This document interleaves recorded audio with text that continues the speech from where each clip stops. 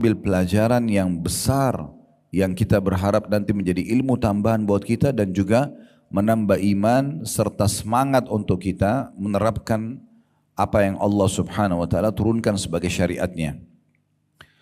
Bahasa judul ini penting sekali. Keajaiban. Kenapa dikatakan keajaiban? Karena memang dua perbuatan ini betul-betul mendatangkan keajaiban yang luar biasa. Sebagaimana nanti Bapak Ibu akan dengarkan, buku ini dikuatkan dengan dalil-dalil perkataan para salafus saleh dan juga realita di lapangan bagaimana sedekah dan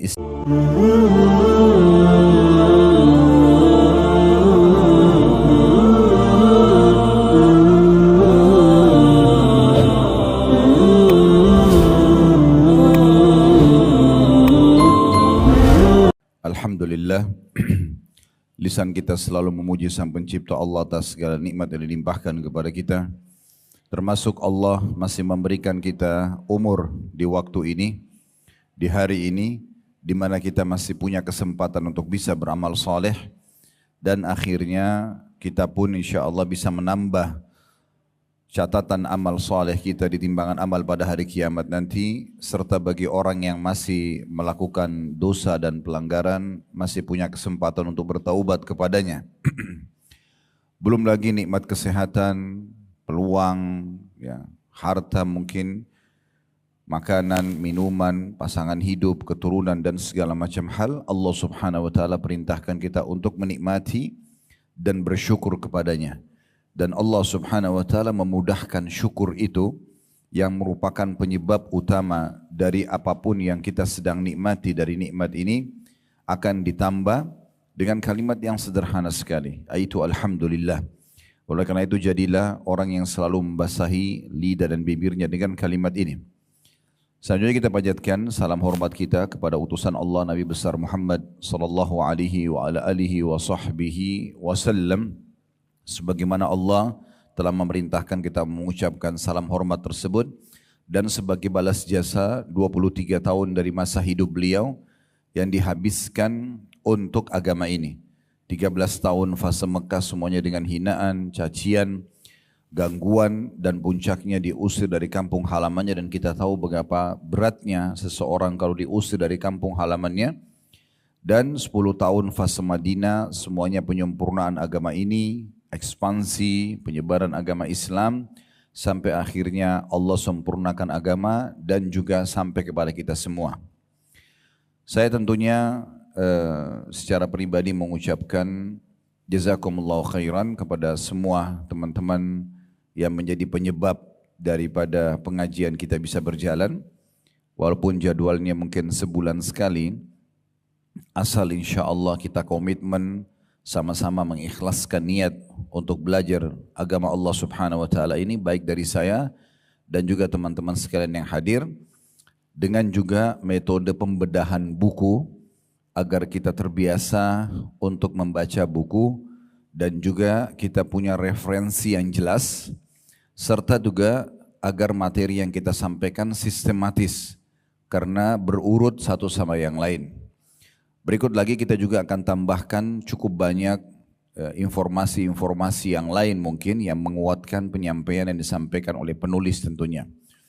Jadi saya berterima kasih kepada Allah Subhanahu wa taala dulu, kemudian kepada seluruh jajaran teman-teman di RSUD Koja ini, dari direksi sampai semua teman-teman staf mungkin yang hadir tidak bisa saya sebutkan satu persatu.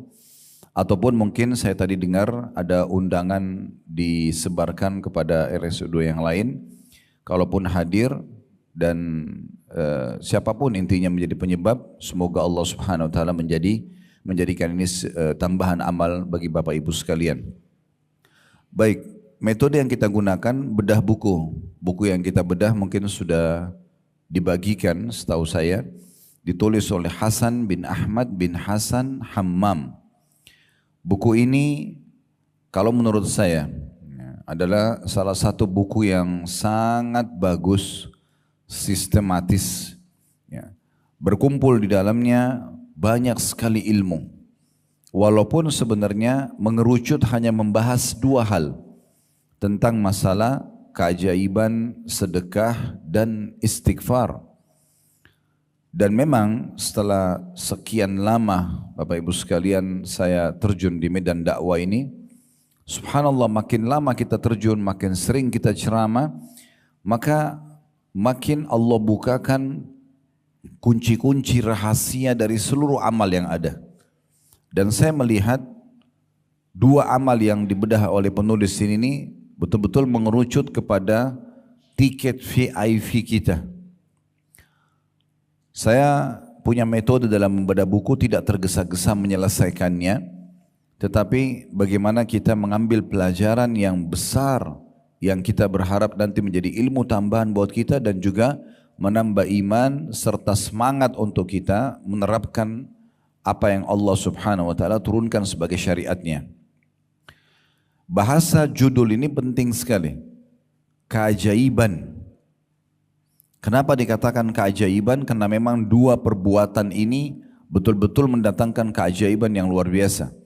Sebagaimana nanti Bapak Ibu akan dengarkan, buku ini dikuatkan dengan dalil-dalil perkataan para salafus saleh dan juga realita di lapangan bagaimana sedekah dan istighfar banyak sekali menyelesaikan perkara-perkara dalam kehidupan manusia. Kalau yang pegang buku di depan setelah judul keajaiban sedekah dan istighfar, di bawahnya ada kanker ganas sembuh lewat sedekah. Lalu koma sungguh ajaib. Ya. Di situ ada penjelasan walaupun tulisannya agak kecil. Saya masih membahas covernya dulu ya. Dikatakan seorang kaya raya terserang kanker ganas. Sehingga para dokternya memvonis tidak ada jalan kecuali mengamputasi sebagian anggota tubuhnya. Bagi teman-teman di rumah sakit tidak asing dengan kanker ini.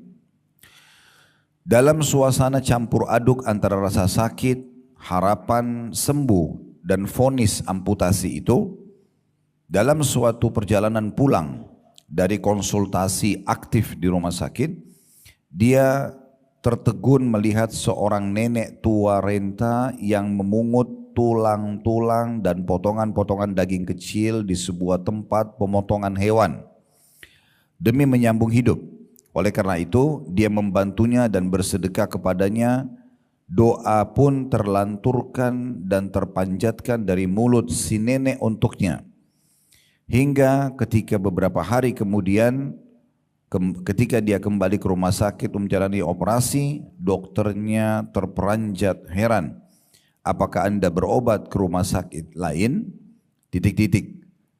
Maksudnya kisah ini masih bersambung dan ada di lembaran dalam buku ini.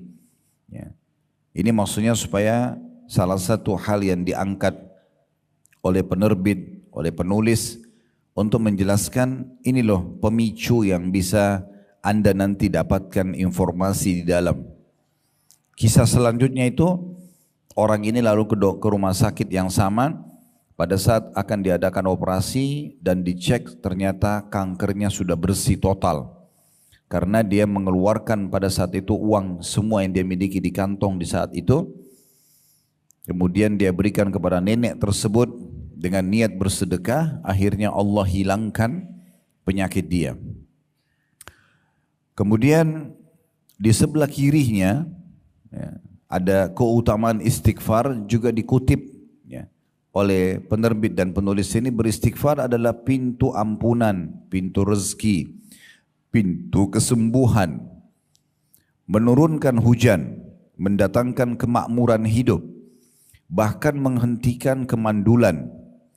Ada sejumlah kisah nyata di sini yang akan membimbing Anda untuk jujur mengatakan maha benar Allah dengan firman-Nya. Beristighfar kepada Rabb kalian. Sebagaimana Allah sebutkan dalam surah Nuh ayat 10 sampai ayat 11 terjemahannya, beristighfarlah kepada Rabb kalian, niscaya dia-nya besar kata ganti Allah, akan mengirim hujan kepada kalian dengan lebat, maksudnya untuk memenuhi kebutuhan kalian dengan air itu.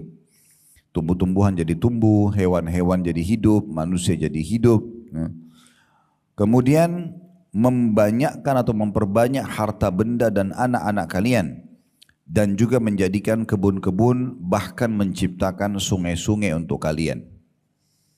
Jadi di sini dari cover buku ini Bapak Ibu sudah diberikan secara umum kenapa penerbit menerbitkan buku ini dan penulis kenapa menulis judul keajaiban sedekah dan istighfar, karena dia nanti penulis akan menceritakan kepada kita kisah-kisah nyata dan itu betul terbukti, serta siapapun yang mengikuti contoh itu dari rutinnya bersedekah dan seringnya beristighfar, dia akan melihat keajaiban dalam hidupnya.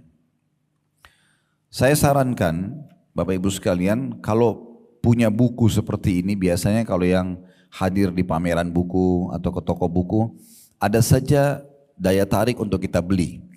Cuma masalahnya di tengah-tengah masyarakat kita, daya bacanya masih rendah. Kita malas sekali baca. Mungkin kalau beli buku seperti ini tidak terlalu tebal sebenarnya. Tapi untuk menghatam, menghabiskan itu bisa dikatakan jarang sekali. Oleh karena itu kita gunakan metode bedah ini supaya kita bisa menyelesaikan. Di lembaran pertama dari buku ini, atau tepatnya lembaran kedua ya, dari kalau kita buka buku ini, ada judul dalam bahasa Arab At-Tadawi bis Sadaqah, berobat dengan sedekah. Terus di bawahnya At-Tadawi bil Istighfar, berobat dengan istighfar. Lembaran setelahnya dijelaskan siapa penterjemahnya, ya penerbitnya, dan selain judul asli dan juga judul terjemahan. Kemudian Bapak Ibu sekalian, maaf bukan menggurui tapi ini kena bedah buku. Saya selalu sarankan kepada seluruh jemaah dan waktu saya juga ngajar di kampus kepada teman-teman mahasiswa, agar kalau beli buku yang paling pertama dilihat selain judul adalah daftar isi. Daftar isi akan menggambarkan kepada kita apa sih sebenarnya isinya buku ini. Ya. Dan ini penting sekali. Walaupun kadang-kadang saya bercanda juga dengan jemaah, kalau beli buku yang paling pertama buka plastiknya dulu. Ya. Karena banyak orang beli buku sudah 5 tahun di raknya di rumah belum dibuka plastiknya, hanya karena tertarik dengan judulnya. Ya. Baik, bagi teman-teman yang pegang buku bisa lihat daftar isi. Di situ dijelaskan tentang keajaiban sedekah, ada muqaddimah, kemudian ada pengertian sedekah dulu. Lalu kemudian di antara pendapat para salaf atau orang-orang saleh sebelum kita tentang sedekah. Lalu pahala sedekah dan buahnya. Nah, apa saja yang Bapak Ibu dapatkan nanti kalau bersedekah? Ada sedekah adalah pensucian dan pembersihan dosa. Sedekah adalah bentuk ketundukan kepada Allah dan Rasulnya. Seorang mukmin berada dalam naungan sedekahnya pada hari kiamat. Sedekah itu akan menghindarkan dari musibah dan menjauhkan dari kematian yang buruk. Sedekah adalah tanda dan bukti nyata dari iman yang benar. Sedekah itu sebagai tebusan bagi seorang muslim dari belenggunya. Nanti akan dijelaskan itu ya. Kemudian Allah SWT memberikan ganti kepada orang yang memberi sedekah. Dan pahala sedekah tidaklah terputus dari pemberinya setelah kematian. Serta poin yang terakhir, sedekah itu menghapus dosa-dosa atau kesalahan. Nah ini 9 poin nanti akan kita bedah satu demi satu tentang masalah manfaat yang Bapak Ibu dapatkan kalau sedekah. Dan perlu Bapak Ibu garis bawahi, kita dalam Islam sangat dianjurkan kalau ingin mengerjakan sebuah perintah ibadah. Saya sudah tekankan di pengajian kita yang perdana ya, di bulan lalu. Walaupun kita belum bedah buku pada saat itu, masih tematik. Maka saya titik beratkan, kalau Bapak Ibu ingin mengerjakan ibadah dan rajin mengerjakannya, contoh sholat malam, contoh sholat duha, contoh bersedekah, contoh bakti sama orang tua, jenguk orang sakit, bantu orang susah dan seterusnya, maka Bapak Ibu mencari tahu janji Allah di ibadah itu. Kalau bahasa ceramah biasanya fadilahnya. Karena Bapak Ibu pastikan tidak ada satupun perintah agama untuk mengerjakan satu perbuatan kecuali pasti ada janji yang akan Bapak Ibu dapatkan. Sholat duha dapat apa, sholat malam dapat apa, sedekah dapat apa, haji dan umroh dapat apa, semua punya keutamaan. Dan pasti Allah kasih. Karena salah satu sifat Allah, innallaha la yukhliful mi'ad. Allah tidak akan pungkiri janjinya. Jadi 9 poin nanti yang akan dibahas itu adalah hal-hal yang Bapak Ibu akan dapatkan dengan mengerjakan sedekah. Dan saya pribadi Bapak Ibu sekalian menyarankan ini ya, coba praktek dengan penuh keyakinan sedekah ini, seriusi. Dan jadikan dia betul-betul sebagai sebuah pendekatan diri kepada Allah Subhanahu wa Ta'ala. Dan tidak main-main memang, betul-betul sedekah ini bisa menambah rezeki. Sedekah bisa menyembuhkan penyakit, sedekah bisa memecahkan perkara-perkara yang sedang membebani kita, yang kita merasa itu adalah sebuah beban hidup. Bapak Ibu kalau hadapin masalah tidak selesai, selain berdoa, cari orang miskin, sedekah. Bahkan nanti akan kita pelajari Bapak Ibu sekalian, sedekah itu bisa meredam murkahnya Allah. Jadi kalau kita buat dosa, kemudian dosa itu pasti akan ada konsekuensi hukuman. Selain kita tobat kepada Allah, sedekah menghilangkan hukuman yang bisa datang karena efek daripada perbuatan pelanggaran kita itu.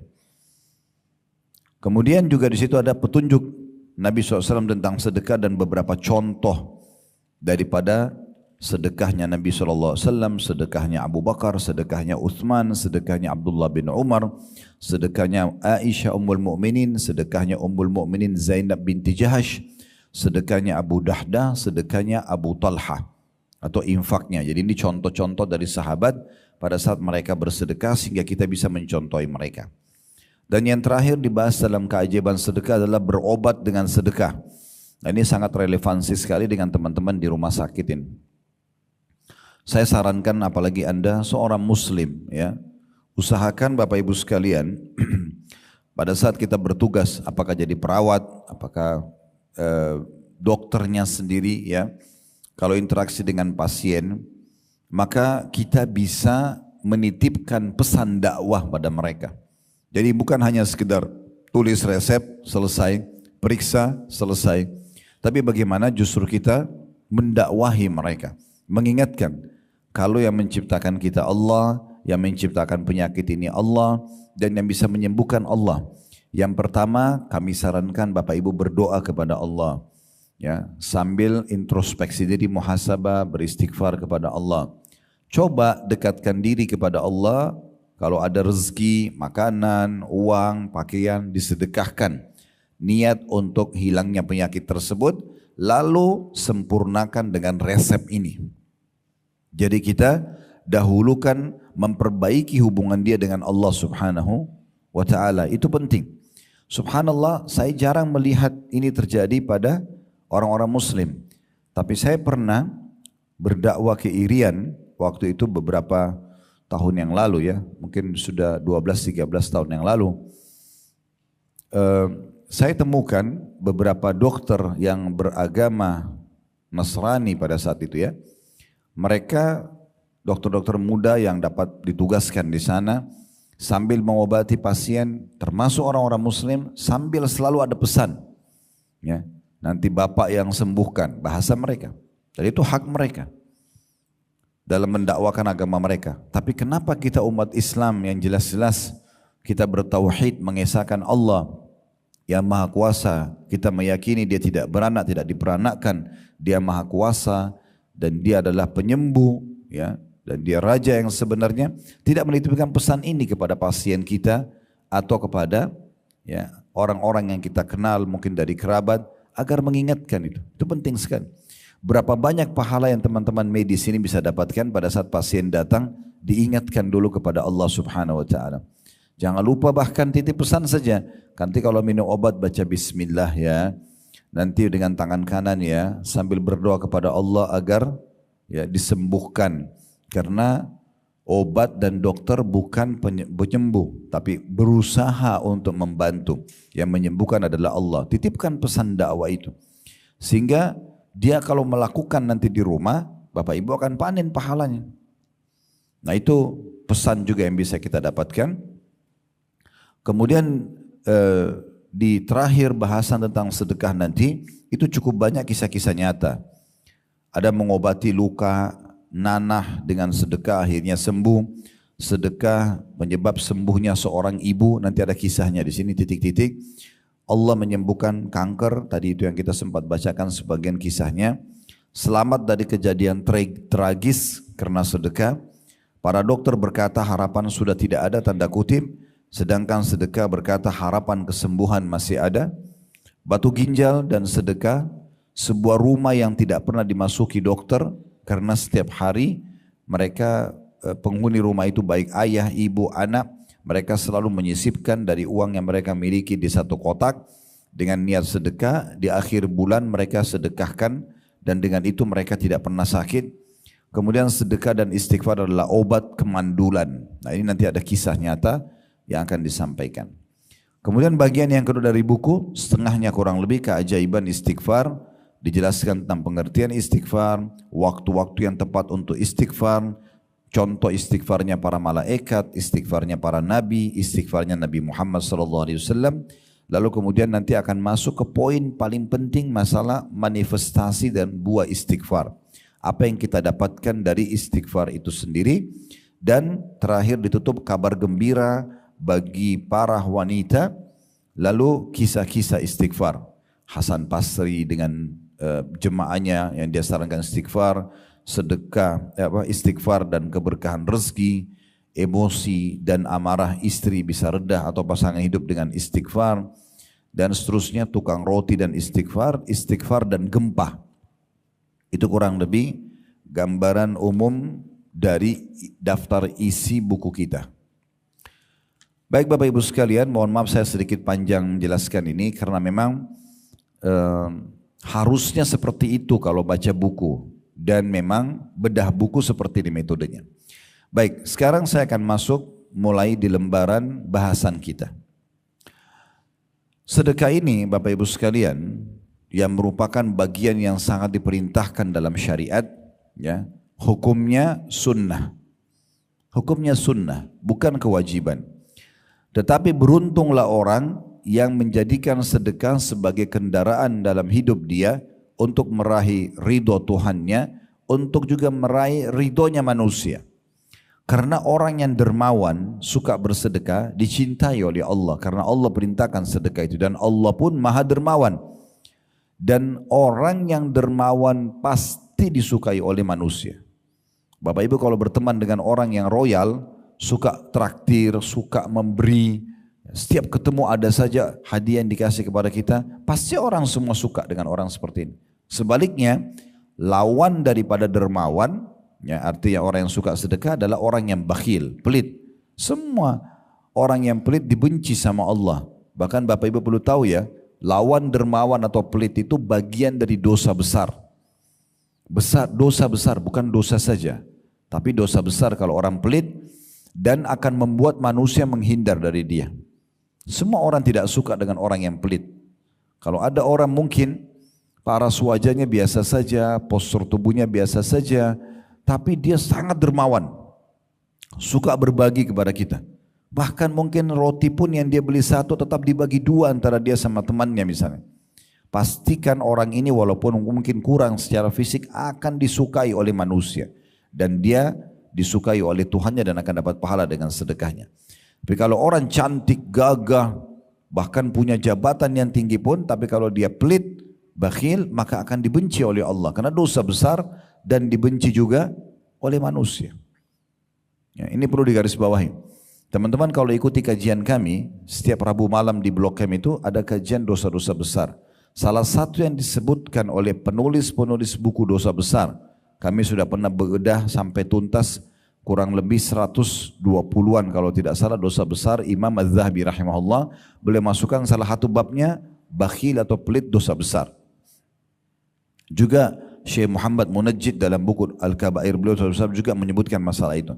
Syekh Muhammad bin Abdul Wahhab yang sedang kami lanjutkan bedahnya sekarang, buku ketiga yang berlanjut sudah 176 kalau tidak salah dosa besar, juga menyebutkan pelit bagian daripada dosa besar.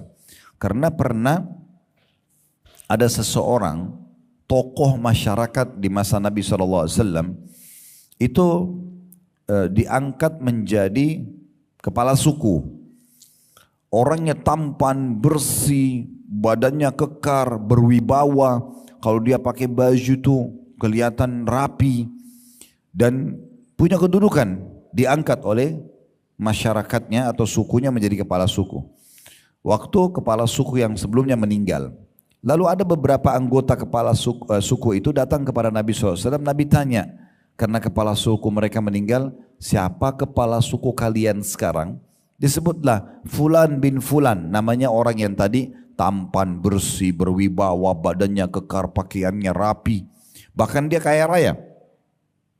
Lalu kata Nabi SAW yang ditanya, bagaimana kepribadiannya?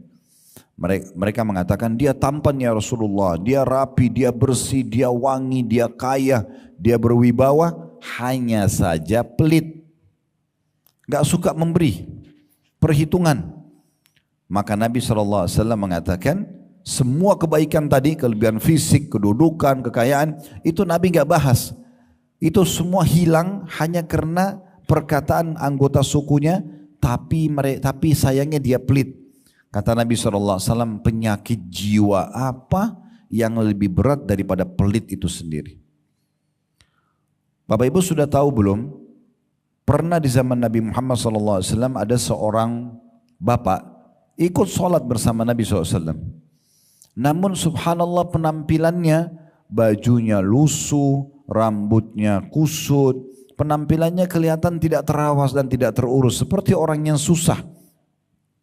Dan ini biasanya terjadi pada orang yang tidak punya harta.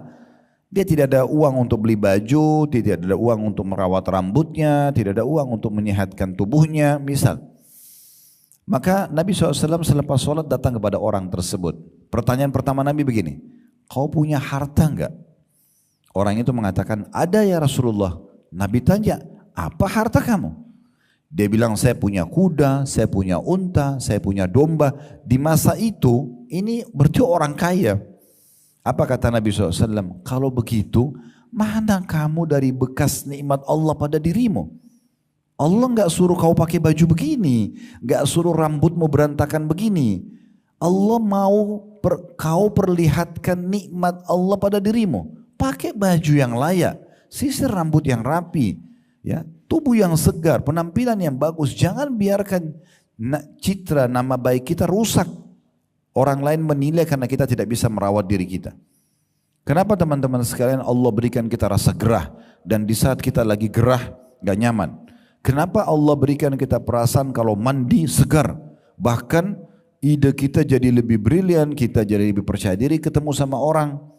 Agar kita selalu mandi, jaga kebersihan itu. Kenapa kita pada saat pakai baju rapi, kita percaya diri? Kenapa kita kalau pakai baju yang robek atau kusut, kita merasa kurang percaya diri? Kenapa kita pada saat wangi mulut, habis sikat gigi, percaya diri bicara sama orang? Kenapa pada saat kita habis makan atau kurang wangi mulutnya, kita tidak percaya diri? Kenapa jenazah dimandikan? Padahal sebentar lagi sudah dibungkus kain kafan akan dimakan oleh tanah. Semua orang tahu. Benda apapun kita masukin ke dalam tanah, ditutup sama tanah, itu akan habis nanti. Ada belatung tanah, ada ulat tanah, habis. Dan Nabi SAW sudah bilang, semua jasad kalian akan dimakan oleh tanah, kecuali tulang ekor kalian yang darinya Allah akan bangkitkan kalian. Tapi kenapa harus dimandikan? Kenapa pakai kain kafan baru? Toh dia sebentar lagi akan hancur badannya. Kenapa kita nggak geletakin aja begitu? Karena Allah mau kita selalu dalam kondisi bersih, rapi, menunjukkan nikmat Allah Subhanahu wa taala. Dan sedekah yang paling afdal adalah sedekah pada diri sendiri. Diri sendiri, kita mulai dari diri kita. Ya. Kata Nabi SAW kepada seorang sahabat yang pernah mengatakan, ya Rasulullah, saya punya harta, dirham. Kalau kita sekarang uang, duit saya ada. Siapa orang yang paling pantas saya sedekahkan? Kata Nabi SAW, dirimu dulu. Diri kita sendiri. Beli pakaian yang pantas, ya. Beli mungkin sabun dan sampo yang bagus, beli sepatu yang bagus, yang penting tidak mubazir, tidak berlebihan, tapi jangan juga hinakan diri kita. Kita berada di tengah-tengah, sesuai dengan kebutuhan bukan keinginan. Ya. Jadi betul-betul kita harus tahu masalah ini, supaya jangan sampai kita keliru. Ya. Nabi SAW sangat senang kalau ada orang yang berpenampilan, dan beliau sendiri mencontohkan itu, beliau sendiri suka dengan bersih dan rapi. Ya. Dan beliau juga seringkali tampil di hadapan para sahabat dengan rapi dan bersih. Kalau pernah dengar Abu Hanifah rahimahullah, ini salah satu dari 4 imam madhab. Ada Imam Abu Hanifah, Imam Malik, Imam Syafi'i, Imam Ahmad. Ini 4 madhab yang sekarang umat Islam umumnya di dunia mengikuti madhab mereka, ya, atau susunan, ya, hukum syariat yang sudah mereka susun sebagai sebuah panduan bagi umat Islam. Abu Hanifah ini terkenal sekali kalau dia lagi jalan satu tempat wangi, dia bersih, ya, kalau dia tampil pengajian dia selalu coba tampil prima, ya, sebagai contoh bagi orang. Sampai kalau beliau lewat, itu orang-orang tahu, oh, Abu Hanifah baru lewat sini karena wanginya tercium. Abu Hanifah ini pernah habis sholat, dia temui ada satu orang di masjidnya yang sama tadi mirip dengan kejadian Nabi. Orangnya agak kusut penampilannya, kurang rapi. Lalu kata kata Abu Hanifah, coba kamu pergi ke sejadah saya di mihrab. Kebetulan Abu Hanifah imam masjid di situ. Beliau mengatakan pada orang itu, coba kamu ke mihrab, angkat sejadah saya, di bawahnya ada sebuah kantong, bawa ke sini. Maka orang itu datang ke sana, diambil kantong tersebut lalu dia bawa. Rupanya isinya uang cukup banyak. Maka kata Abu Hanifah, ambillah, perbaikin hidupmu. Sebagai sedekah dari Abu Hanifah. Orang itu mengatakan, wahai imam, kalau imam gitu kita sekarang kiai, ustadz, ya. Wahai imam, saya orang kaya. Abu Hanifah heran. Kau orang kaya, tapi kenapa penampilanmu seperti ini? Lalu kata Abu Hanifah menyebutkan hadis Nabi SAW, Inna Allah yuhibbu an yara athara ni'amih ala abdi. Allah suka melihat bekas nikmat pada hambanya. Jadi itu dulu yang perlu diperhatikan, sedekah penting untuk diri sendiri. Yang penting jangan berlebihan dan ingat sumbernya halal. Kemudian yang kedua, mulai dengan orang-orang yang terdekat kepada kita. Karena sahabat tadi bilang, waktu dia bilang, ya Rasulullah saya punya harta, saya punya dirham, siapa yang paling layak saya sedekah? Kata Nabi SAW, dirimu sendiri. Lalu dia bilang, kalau saya masih punya lagi, sudah selesai, kebutuhan saya sudah terpenuhi. Kata Nabi SAW, anakmu. Lalu dia mengatakan, kalau saya masih punya, istrimu. Kalau saya masih punya, pembantumu. Kalau saya masih punya, kata Nabi SAW, engkau lebih tahu setelah itu. Jadi memang bab sedekah ini adalah bab yang diperintahkan sekali dalam agama Islam. Untuk diri kita, untuk lingkungan kita. Dan sebagaimana saya bahasakan tadi teman-teman, kita kalau terbiasa sedekah, pahalanya besar melimpah. Sebagaimana tadi garis besar sudah saya bacakan daftar isi, apa yang kita dapatkan kalau sedekah. Ya. Yang paling sederhana, semua yang Bapak Ibu keluarkan akan bernilai ibadah di sisi Allah Subhanahu Wa Taala karena sedekah perintah. Dan yang kedua, pasti Allah ganti. Pasti Allah ganti. Salah satu dari 9 poin itu ada pasti Allah mengganti sedekah kita. Kalau Bapak Ibu ingin memperhatikan dalilnya ada disebutkan dalam surah Saba, surah nomor 34 ayat 39. Potongan ayat wa ma anfaqtum min syai'in fahuwa yukhlifu. Yang kalian keluarkan di jalan Allah pasti akan diganti. Ini masalah sedekah. Nah, mulai sekarang teman-teman coba jadikan sedekah sebagai sebuah program hidup. Sehingga kita meraih pahalanya, kita meraih balasannya, Allah akan gantikan. Dan mulai dari diri kita, kemudian orang-orang di sekitar kita. Ingat, orang yang dermawan dicintai Allah, sebaliknya. Lawan dermawan orang yang pelit dibenci oleh Allah, bahkan bagian daripada dosa besar. Baik, kita akan mulai teman-teman di halaman 5, ya, itu ada pengertian sedekah. Apa sebenarnya sedekah itu? Sedekah menurut bahasa atau etimologi kata penulis adalah sebuah kata benda yang dipakai untuk suatu hal yang disedekahkan atau dikeluarkan. Kata tersebut diambil dari unsur huruf shad, dal dan qaf, sadaqah, ya. Dan dari unsur as-sidq atau jujur. Diambilnya kata sedekah karena sedekah itu menunjukkan pada kebenaran atau kejujuran penghambaan kepada Allah. Jadi orang yang sedekah itu mau memberi di jalan Allah itu karena dia jujur dalam memberikan pemberiannya kepada Allah. Selama itu dia jujur, dia mau raih pahalanya, maka itu namanya sedekah.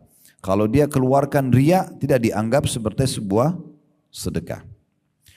Al-Jurjani, ini salah satu ulama berkata, sedekah adalah sebuah pemberian yang diharapkan ganjarannya dari Allah Subhanahu wa Ta'ala. Artinya kalau orang sedekah hanya untuk dipuji oleh manusia atau tidak berharap dibalas oleh Allah, berarti bukan sedekah. Jadi yang sedang kita bahas pengerucutan makna atau definisi dulu supaya jelas. Jadi semua yang Bapak Ibu keluarkan di jalan Allah atau karena Allah, dan salah satu indikasinya karena dia ingin mengejar pahala dari Allah dan tidak berharap unsur timbal balik. Kita beri makanan, kita beri pakaian, kita beri uang, tidak berharap pujian, tidak berharap balasan dari orang tersebut. Kalau orang itu kita beri makan, dia balas makanan, kita beli pakaian, dia balas pakaian, itu pemberian boleh kita terima, tapi bukan itu target kita. Kalau karena Allah kita tidak akan berharap balasan kecuali dari Allah. Itu makna definisi sedekah di mata para ulama. Kemudian dikatakan sedang ar-ragib. Ar-ragib ini Al-Asfahani, nama seorang ulama, juga berkata, sedekah adalah harta yang dikeluarkan oleh manusia dengan maksud ibadah. Jadi kapan dia keluarkan harta bukan niat ibadah, berarti bukan sedekah. Seperti zakat, akan tetapi sedekah itu pada dasarnya disyariatkan untuk suatu perkara yang disunnahkan, sedangkan zakat untuk suatu hal yang diwajibkan. Jadi kalau zakat kan bagi yang mampu, kalau sedekah itu wajib bagi yang mampu. Kalau sedekah ini itu ya dikeluarkan oleh siapa saja. Kalau zakat itu ada jenis-jenis perincian. Uang, emas, perak dikeluarkan dari jenis yang sama. Kalau Bapak Ibu punya peternakan, kambing, sapi, ya, unta, dikeluarkan dari jenis hewan itu zakatnya. Kalau kita panen hasil perkebunan, dikeluarkan juga dari hasil kebun itu untuk zakatnya. Itu pun ada syarat dua, syarat mutlak. Yang pertama haul, masa 1 tahun dari uang yang kita simpan, yang kita investasikan, dari hasil panen, ya, dari hasil pertambangan, bisnis dan seterusnya. Ada 1 tahun, ada juga kalau perkebunan setiap panen, tapi setiap daripada itu 1 tahun. Kemudian ada yang kedua nisab, kadar minimal dia. Kalau harta kita 85 gram emas setiap bulan sama sampai bulan ke-12, baru kita keluarkan di bulan ke-12 2,5%-nya. Tapi kalau dalam 12 bulan ini Bapak Ibu sekalian, bulan pertama Januari misalnya, kadar uang kita yang kita simpan dan kita investasi nilainya 85 gram emas. Jadi kalau kita hitung sekarang 1 juta 1 gram berarti 85 juta uang tabungan ibu dan bapak dan disimpan atau diinvestasikan. Bulan Januari sama 85 gram emas, bulan Februari sama, Maret sama, terus sampai 12 bulan ke depan, maka nanti di ujungnya bulan ke-12 Bapak Ibu keluarkan 2,5% zakat. Ini wajib. Tapi Allah ringankan zakat itu karena dia kewajiban. Kalau bulan pertama, bulan kedua, bulan ketiga, bulan keempat, bulan kelima, bulan keenam, bulan ketujuh misalnya semuanya sama nih, 85 gram emas setiap bulan. Bulan ke-8 Bapak Ibu kebetulan ada kebutuhan, biaya rumah sakit, biaya apalah sekolah anak. Tiba-tiba di bulan ke-8 turun di bawah 85 gram emas. Tadinya uang kita 85 juta ke atas, sekarang sisa 70 juta misalnya. Karena dipakai 15 jutanya untuk kebutuhan di bulan ke-8. Nah di saat itu haulnya Bapak Ibu yang 7 bulan ke belakang batal. Ya, terbatalkan. Kapan mulai lagi dihitung haul untuk zakat? Kalau bulan depan, bulan ke-9 ternyata dia sampai lagi 85 gram emas, mulai dihitung bulan pertama dari haul itu. Begitu kalau zakat hitungannya ya. Tapi kalau sedekah tidak ada haul, tidak ada masa 1 tahun, tidak ada nisab, kadar minimal, tidak ada persentase 2,5%. Bapak Ibu dianjurkan bersedekah bukan setiap hari, setiap saat, setiap ada kesempatan. Lewat sebuah masjid ada kotak amal untuk menerima infak dan sedekahnya jemaah yang lewat karena mau renovasi masjid atau ada kegiatan. Bapak Ibu taruh uang, maka itu sudah dianggap sedekah ya. Dan dalam 1 hari bisa berulang kali kita bersedekah. Contoh misalnya Bapak Ibu ingin mengejar hadis Nabi SAW, siapa yang membangun rumah Allah di muka bumi, maka Allah akan bangunkan baginya istana di surga. Maksudnya siapa yang membangun masjid. Ada masjid dekat rumah lagi renovasi, kita lewat pagi hari mau ke rumah sakit ini misalnya sedekah 10.000 rupiah misalnya. Berarti kita sudah dapat istana di surga.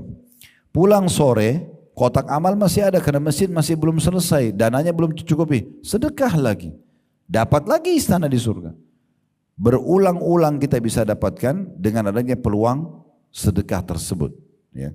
Dan Allah Subhanahu Wa Taala itu maha kaya. Allah kalau membalas, Bapak Ibu sekalian, bukan kita keluarkan 10.000 Allah kasih 10.000, tidak. Allah akan kasih banyak hal. Bisa Allah kembalikan harta, Allah kasih berlipat-lipat ganda, atau Allah berikan misalkan dengan 10.000 sedekah, kesehatan 1 tahun atau 2 tahun tidak sakit, atau Allah berikan keberkahan, anak jadi bakti, atau tadinya mandul bisa melahirkan, bisa hamil dan seterusnya. Banyak hal yang Allah kasih dari sedekah tersebut. An-Nawawi, ini nama ulama juga, berkata, disebut sebagai sedekah adalah karena ia merupakan sebuah bukti atas kepercayaan pelakunya. Ya, maksudnya percaya kalau ini adalah perintah Allah dan percaya akan ada balasannya. Kebenaran atau dalam kurung sidq, keimanannya baik lahir maupun batin. Maka sedekah itu adalah keyakinan dan kebenaran imannya. Ini tentang definisi sedekah. Sekarang kita dengarkan Bapak Ibu sekalian, di halaman selanjutnya yang ke-6, ini penting sekali tentang di antara pendapat para salaf tentang sedekah. Bagaimana orang-orang soleh sebelum kita, salaf maksudnya orang terdahulu sebelum kita, dari kalangan sahabat, dari tabi'in, tabi'in, orang-orang sebelum kita, bagaimana mereka memandang sedekah. Tolong sedikit fokus supaya kita lebih ambil manfaat. Bagaimana mereka memandang sedekah itu, sehingga mereka bisa konsisten selalu bersedekah. Ada persepsi kita nanti yang kita coba perbaikin di Indonesia yang keliru, ya. Maksudnya bukan Indonesia, umumnya umat Islam lah. Kita akan mulai statement pertama diangkat oleh penulis, perkataan Umar radhiyallahu anhu.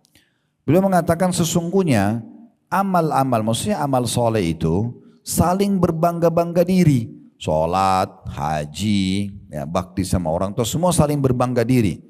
Lalu sedekah berkata kepada semua amal soleh yang lain, saya adalah yang paling baik di antara kalian. Berarti menandakan dari statement Umar radhiyallahu anhu ini, sedekah itu kedudukannya bila dibandingkan dengan amal-amal soleh yang lain ini sangat tinggi. Karena dia menunjukkan bukti keimanan seseorang hamba kalau Tuhannya memerintahkan dan akan memberikan balasan.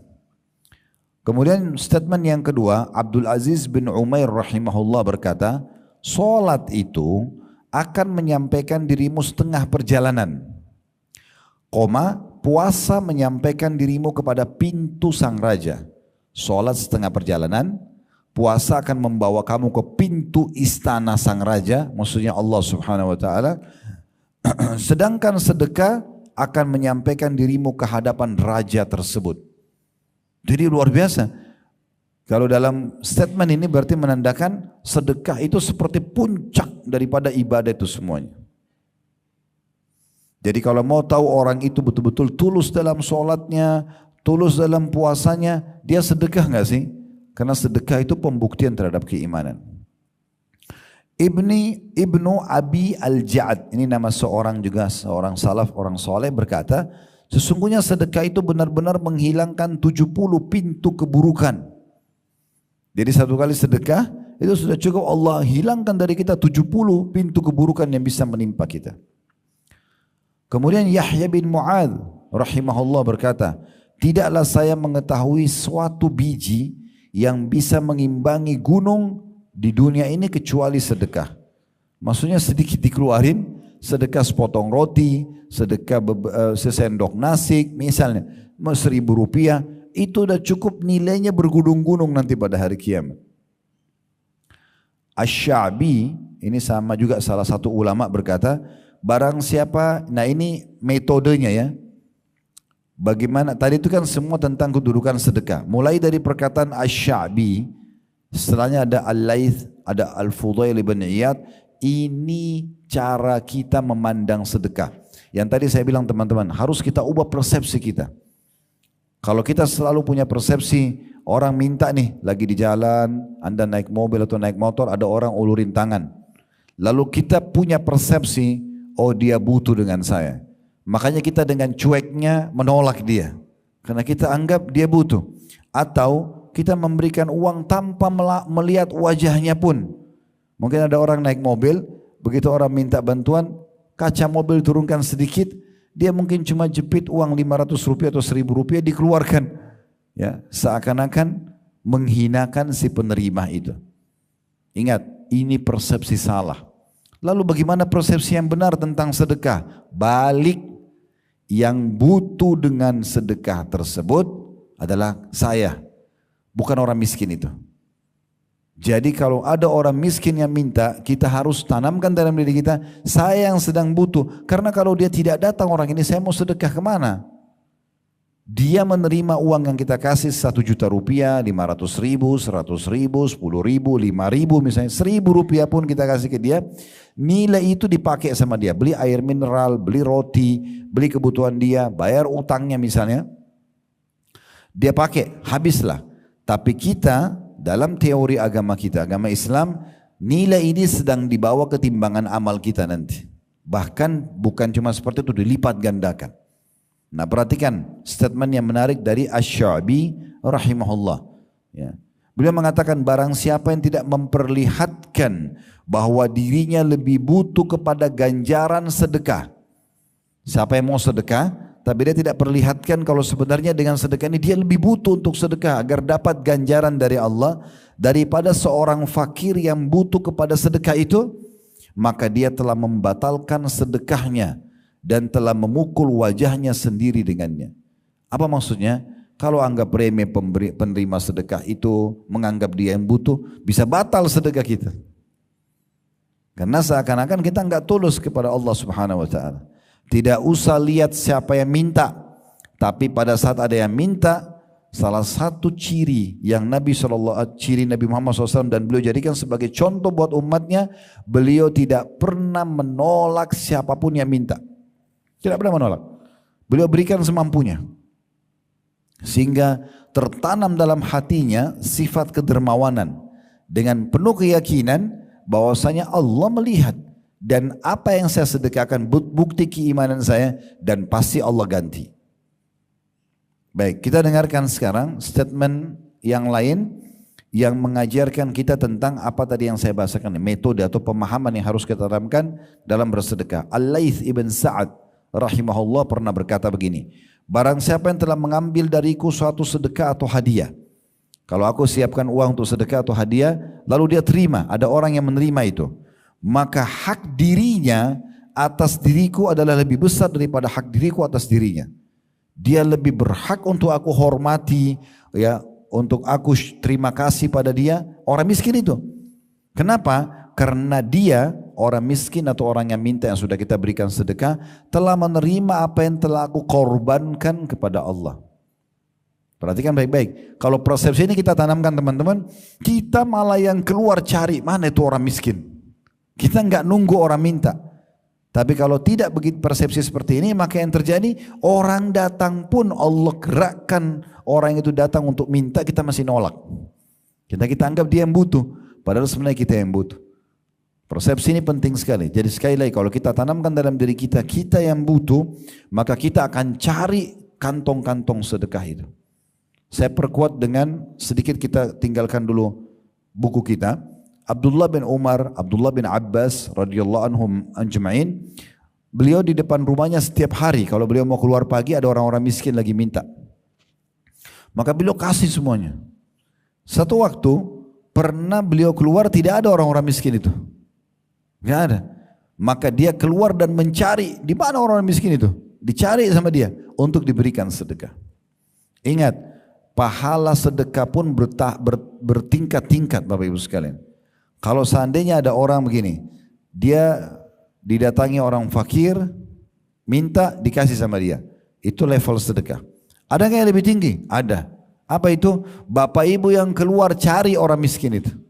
Memang kita keluar bawa uang ingin sedekah, itu puncak daripada pahala sedekah. Kalau Bapak Ibu hanya tunggu orang yang datang minta kepada kita, kalau Anda tinggal di satu komplek yang mewah misalnya, ada security-nya, kita keluar dari rumah komplek langsung masuk pintu tol, lalu ke tempat kerja. Kapan ketemu orang miskinnya?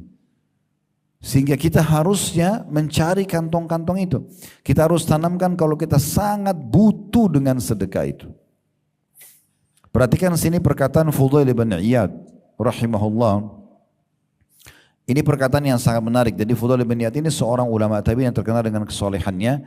Dia pernah menyiapkan beberapa bungkusan ya untuk disedekahkan, dan setelah dia berikan kepada orang-orang itu, dia berkata begini, berkata kepada orang-orang yang telah menerima sedekahnya, ya, orang sudah terima lalu pergi, dia bilang sama orang-orang di sekitarnya, mereka orang-orang yang menerima sedekah saya itu membawa perbekalan kita menuju akhirat tanpa upah sedikit pun, hingga mereka meletakkannya di atas timbangan di hadapan Allah hari kiamat. Coba renungin yang saya katakan ya. Kita kalau kasih orang itu 1 juta rupiah, 100.000 rupiah misalnya, kemudian dipakai untuk kebutuhan dia tadi saya bilang, habislah. Bagi dia sudah habis, dia beli makanan, dia beli pakaian, habis. Tapi bagi kita tidak, nilainya itu dibawa oleh orang ini, dia penyebabnya ketimbangan amal kita hari kiamat. Dengan itu kita bisa dapat. Ini persepsi harus ditanam benar-benar ini, sehingga kita selalu merasa kita yang butuh dengan sedekah itu. Dan dengan ini kita tidak akan pernah menolak siapapun yang minta sama kita, kasih saja. Ya. Kemudian ada statement selanjutnya, ini statement Ali bin Abi Thalib, yang perlu juga kita renungi. Nanti kita tutup dengan ini ya. Insya Allah nanti tentang pahala sedekah dan buahnya kita akan bahas di pertemuan akan datang ya. Kita bahas statement ini. Jadi statement Ali bin Abi Thalib ini Bapak Ibu sekalian menjelaskan kepada kita poin penting. Apa itu? Kalau Bapak Ibu sedang Allah kasih kayak sekarang, Masya Allah teman-teman punya profesi, pekerjaan. Ada jabatannya ya. Bekerja misalnya.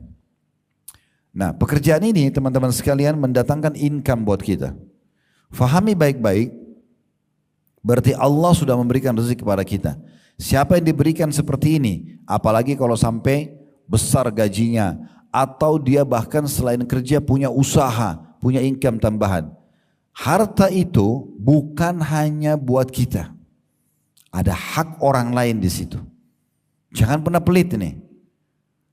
Jadi kalau kita punya tabungan 100 juta itu bukan punya kita sendiri. Buktinya kita kalau mati pada hari itu juga, itu jadi hak orang lain bukan? Jadi warisan. Ya kan gitu. Jadi bukan punya kita. Gunakan buat kita secukupnya, selebihnya sedekahkan. Kasih ke orang. Pasangan hidup, ke anak, suami kasih istri. Istri punya kelebihan, boleh gak kasih suaminya? Boleh. Walaupun bukan kewajiban bagi perempuan. Kasih ke anak, kasih ke pembantu, kasih ke tetangga. Perhatikan Ali mengajarkan kepada kita. Statementnya adalah, barang siapa yang telah diberikan suatu harta oleh Allah, maka saran beliau, dan ini hukum syariat, hendaklah ia menyambung kekerabatan dengannya. Justru perkuat silaturahim dengan uang itu. Ingat orang tua kita di kampung, kirimkan mereka sedikit dari gaji kita. Ya, ada saudara kita yang butuh bantuan, mungkin ada janda saudara kita, mungkin ada yang duda, mungkin ada yang masih butuh biaya sekolah. Kita punya kelebihan, kasih ke mereka. Hendaklah dia menyambung kekerabatan dengannya, memperindah jamuan untuk tamunya. Jadi begitu dia punya kelebihan harta, jamuan kita lebih baik lagi. Kalau tadinya kita pas-pasan, kita cuma bisa kasih sepotong kue atau roti sama air, sekarang Allah sudah berikan lebih rezeki. Kasih dia nasi box, lebih bagus lagi kasih tambahan buah, perindah jamuan buat tamu. Tujuannya untuk apa? Supaya harta itu jadi berkah. Allah akan kasih tambahan nanti dengan itu. Lalu kemudian menolong seseorang yang membutuhkan. Kemudian membebaskan tawanan. Ya, di masa dulu kalau ada peperangan, supaya tawanan bebas kan ditebus ya. Kemudian Ibnu Sabil itu orang terputus jalan. Ada orang dari Surabaya datang ke Jakarta, dirampok di terminal. Datang ke kita, saya mau pulang mas, saya mau pulang pak, saya mau pulang bu, mbak. Tolong bantu saya transportnya 30.000. Oh ya silakan, langsung kasih. Dia pulang kita dapat pahalanya gitu. Jangan bilang setan bisikin nih, kayaknya dia bohong nih. Kita terima lagi bisikan itu. Iya kayaknya bohong. Negosiasi sama syaitan.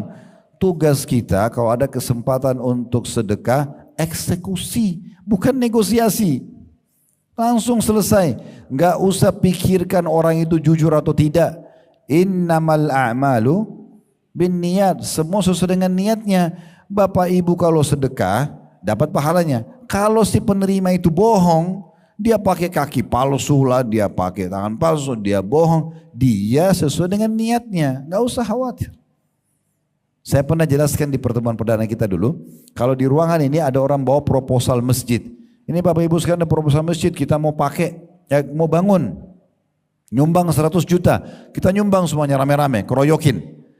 2 hari, 3 hari kemudian, sebulan kemudian kita dengar ternyata itu penipu. Dia bawa lari uang itu, rugikah kita? Demi Allah tidak.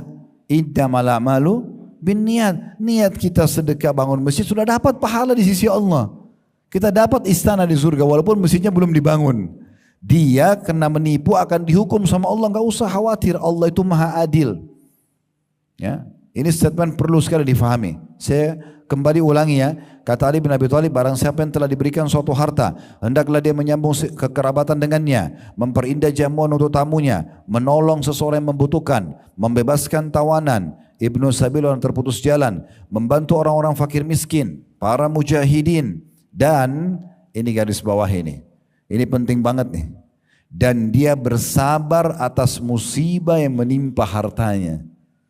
Ternyata harta yang kita punya, gaji yang kita punya, hasil bisnis kita yang kita punya, di situ ada hak kita, ada hak orang lain untuk kita bantu, dan akan ada ujiannya.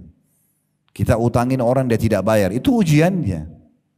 Kita investasi rugi, ditipu orang, itu ujiannya. Sabar. Semua orang akan melalui itu kalau diberikan harta.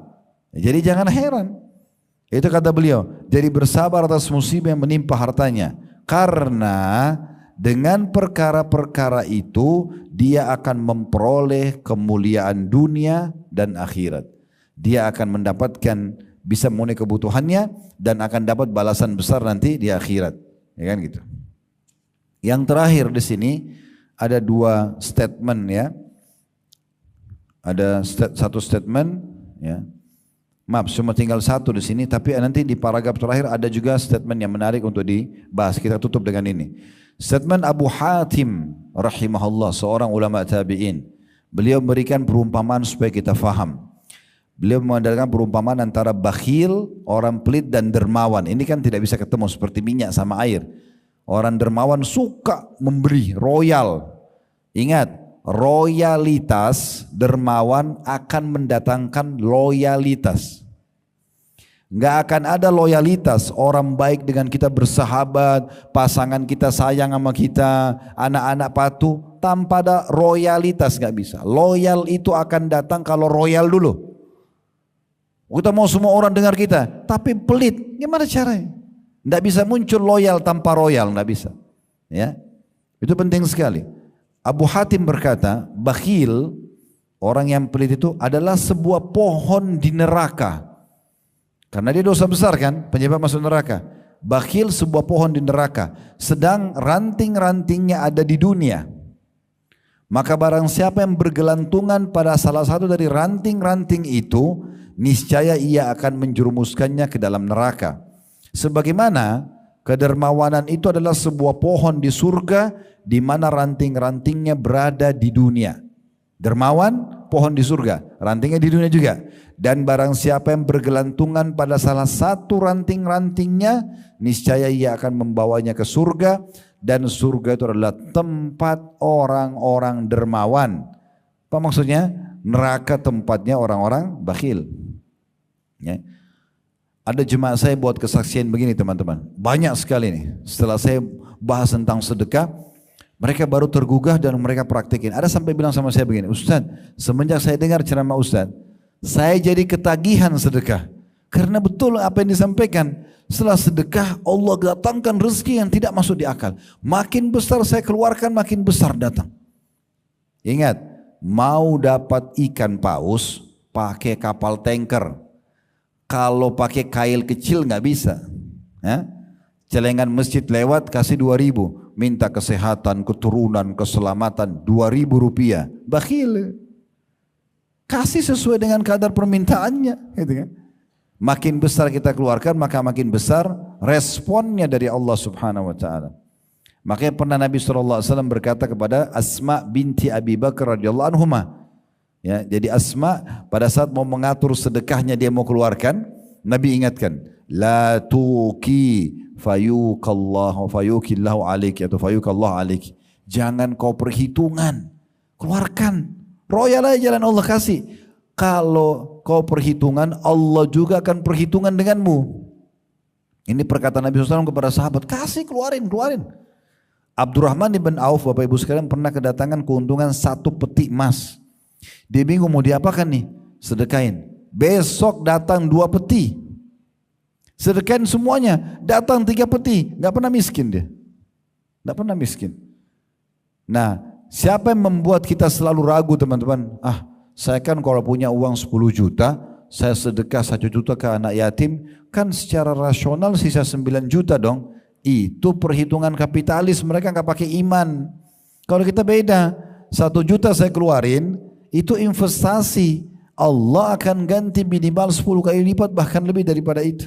Sebagaimana Allah jelaskan dalam Al-Quran, man ja'a bil hasanati falahu asyru amsalihha. Siapa yang mendatangkan 1 kebaikan, Allah akan balas 10 kali lipat. Tapi jangan hitungannya begini ya. Oh, kalau saya sekarang kasih cadangan masjid 1 juta, bantu orang tua saya atau kerabat 1 juta, berarti hitung-hitungannya saya dapat 10 juta dong. Bukan. Itu kalau Bapak Ibu batasi rezeki cuma duit.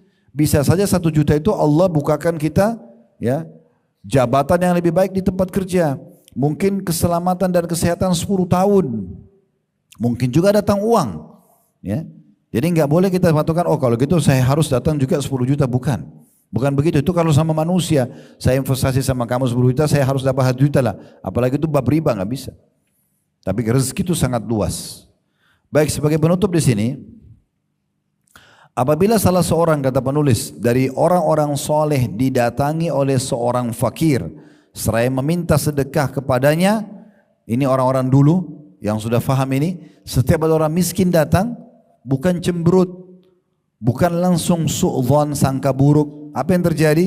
Maka mereka akan mengatakan pada orang-orang miskin itu, selamat datang wahai orang yang hadir untuk membawakan perbekalan kami kepada Rabb kami.